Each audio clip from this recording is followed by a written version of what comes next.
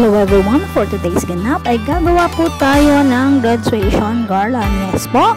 Dahil tayo po ang naatasang gumawa nito para sa darating na life class School of Leaders graduation sa aming church. So ayan, gamit ko po ay illustration board, ribbons na color maroon and gold. At syempre glue stick ang ating ginamit na pandikit para mas lalong kumapit. Gaya ng love life mong kapit na kapit. Pero ingat lang po, baka tayo ay mapaso.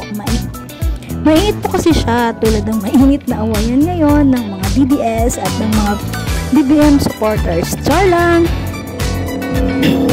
By the way, highway, nakat ko na po pala lahat ng kailangan nating i-cut para mas madaling nating magawa ang garland. Dahil kung hindi, baka tapos ng eleksyon ay hindi pa natin nagagawa ang garland. So ayan, malapit na po nating magawa yung garland. Sana ay nagustuhan po natin. Salamat po sa panonood. Like and share po tayo sa baba. God bless everyone. See you sa ating mga susunod na reels. God bless you.